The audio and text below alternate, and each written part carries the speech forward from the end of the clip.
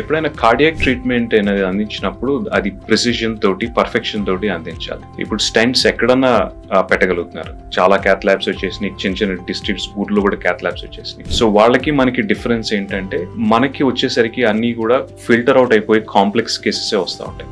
అంటే సింపుల్గా యాంజియోప్లాస్టీ, సింపుల్గా స్టెంట్ చేసే ప్రొసీజర్స్ మన దాకా రావన్నమాట. సో మన దగ్గరకు వస్తున్న ప్రొసీజర్స్ అన్ని కూడా చాలా కాంప్లికేటెడ్ ప్రొసీజర్స్, వాళ్ళకి ప్రిసిషన్తో చేయాల్సి వస్తుంది. అంటే intravascular imaging, IVUS, OCT, FFR లాంటివి యూజ్ చేయడం, లేకపోతే కాల్షియం ఎక్కువ ఉంటే కనుక ఆ కాల్షియం బ్రేక్ చేసే devices, rotablation, orbital atherectomy, intravascular lithotripsy balloons ఇట్లాంటివి యూజ్ చేసి పర్ఫెక్ట్ రిజల్ట్ ఇవ్వడం, ఇట్లాంటి కేసెస్ రావడం, ఇట్లాంటివి జరుగుతూ ఉంటుంది. జనరల్ గా రూల్ ఆఫ్ థంబ్ ఏంటంటే the more cases you do, ఎన్ని ఎక్కువ కేసెస్ చేస్తుంటే అంత ఎక్స్పర్టీజ్ ఉంటుంది, అంత అవుట్కమ్స్ బెటర్ గా ఉంటాయి అన్నమాట. ఇప్పుడు స్టెంట్ పెట్టడం అనేది చాలా సింపుల్ ప్రొసీజర్, కాకపోతే ఏ పేషెంట్ కి ఎట్లాంటి స్టెంట్ పెట్టాలి, ఎట్లాంటి డివైస్ వాడి ఎట్లాంటి ప్రిసిషన్ తో మంచి రిజల్ట్ ఎక్కువ రోజులు వస్తుందో అనేది చూసి చేయాల్సిన అవసరం ఉంటుంది. అట్లాంటిది మనం సిటిజన్స్ హాస్పిటల్లో చేయగలుగుతాం. ఇప్పుడు చాలా మంది పేషెంట్స్ అడుగుతూ ఉంటారు స్టెంట్ చేసే ముందు ఈ స్టెంట్ ఎన్ని రోజులు పనిచేస్తుంది అనేది. అది ఎప్పుడు చెప్తా ఉంటాను నేను, అది స్టెంట్ ప్రాబ్లం కాదు, పెట్టేప్పుడు చాలా జాగ్రత్తగా పెట్టాలి. ఆ తర్వాత పేషెంట్ బాడీ ఎట్లా రియాక్ట్ అవుతుంది అనే దాన్ని బట్టి ఉంటుంది అనమాట. ఇప్పుడు ఫర్ ఎగ్జాంపుల్ కాల్షియం ఎక్కువగా ఉండి సింపుల్ స్టెంట్ అని చెప్పి స్టెంట్ పెట్టేసామనుకోండి, ఆ స్టెంట్ ప్రాపర్ గా ఎక్స్పాండ్ కాకపోతే అది ఎక్కువ రోజులు నిలవదు. కాల్షియం అనే దాన్ని ప్రాపర్ గా బ్రేక్ చేసి లీజన్ ప్రిపరేషన్ చేసి మంచిగా పెట్టడం అనేది చాలా ఇంపార్టెంట్ అనమాట.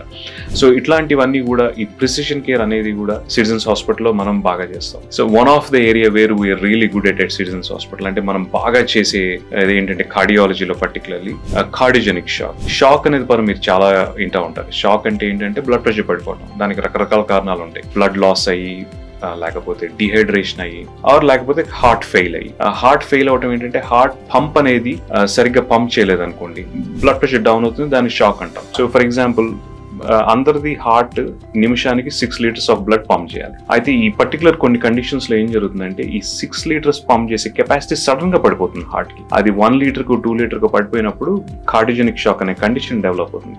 ఇట్లాంటప్పుడు హార్ట్ దాన్ని సస్టైన్ చేసుకోలేదు, బాడీ ఉన్న అవసరాలను కూడా సస్టైన్ చేయలేదు. ఆ మిగతా 4-5 లీటర్స్ బ్లడ్ ఏదైతే ఉందో అది మనం ఆర్టిఫిషియల్ గా సప్లై చేయాలి. దీనికి రకరకాల సంబంధించిన డివైజెస్ ఉంటాయి అన్నమాట. అది ఆ పర్టికులర్ కండిషన్ బట్టి మనం చూస్ చేసుకుంటాం. For example heart attack, massive heart attack తో వస్తుంటారు కొంతమంది పేషెంట్స్. చెస్ట్ పెయిన్ రావడం, ఈసీజీలో మనకి హార్ట్ అటాక్ లక్షణాలు అన్ని కనపడతా ఉంటాయి. 2D ఎకో చేస్తే హార్ట్ పంపింగ్ చాలా వీక్ ఉంటుంది, 10% 15% ఉంటుంది. ఇది over a period of time జరిగితే బాడీ అనేది అకామిడేట్ చేసుకోగలుగుతుంది. వాళ్ళకి హాస్పిటల్కి వచ్చి టెస్ట్ చేయించుకుని డయాగ్నోస్ చేయించి ట్రీట్మెంట్ తీసుకునే టైం ఉంటుంది. అయితే హార్ట్ అటాక్ అనే సిచ్యువేషన్ లో ఎప్పుడైతే సడన్ గా జరుగుతుందో వాళ్ళు కార్డియాక్ అరెస్ట్ అవటం, లేకపోతే కార్డియోజెనిక్ షాక్ లో ఉండి బాగా ఎక్స్ట్రీమిస్ట్ లో బాగా సిక్ గా ఉండటం అనే సిచ్యువేషన్ ఉంటుంది అన్నమాట. ఇట్లాంటి సిచ్యువేషన్ లో వాళ్ళని ఎర్లీగా డయాగ్నోస్ చేసి మనం వాళ్ళని ఇమ్మీడియట్ గా ఎక్మో అని కానీ ఇంపెలా అనే ఇలాంటి డివైజెస్ కనుక ఇనిషియేట్ చేయగలిగితే సర్వైవ్ అయ్యే అవకాశాలు ఎక్కువ ఉంటాయి అన్నమాట. ఈ పర్టికులర్ ఏరియాలో సిటిజన్స్ హాస్పిటల్ మనం బాగా చేయడం అనేది జరుగుతుంది. ఎందుకంటే ఈ ట్రీట్మెంట్ ఏదన్నా కూడా ఈజ్ రిసోర్స్ ఇంటెన్స్. దీనికి పెద్ద టీమ్స్ కావాలి, ఫెసిలిటీస్ కావాలి, రిసోర్సెస్ కావాలి. రౌండ్ ద క్లాక్ చూసుకునే కార్డియాలజిస్ట్ కావాలి, రౌండ్ ద క్లాక్ చూసుకునే ఇంటెన్సివ్ కేర్ టీమ్ కావాలి. సో ఎక్మో, ఇంపెలా అనేవి లార్జ్ క్యాన్యులా ఇట్లాంటి ఆర్టరీస్ లోంచి పెడతాం కూడా అక్కడ బ్లీడింగ్ ఇష్యూస్ వచ్చే అవకాశం ఉంటుంది. అవి చూసుకునే సర్జన్స్ ఉండాలి.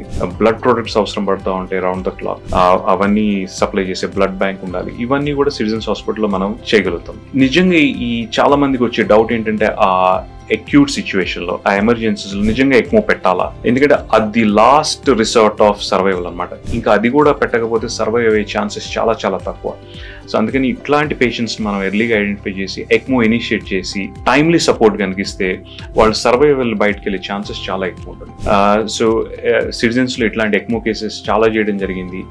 టైంకి ఎక్మో ఆఫర్ చేసిన కేసెస్, ఇనిషియేట్ చేసిన కేసెస్ అన్ని కూడా విత్ ఇన్ 5 to 7 days ఎక్మోలో నుంచి బయటికి రావడం, విత్ ఇన్ 2 weeks ఇంటికి వెళ్ళటం అనేది జరిగింది.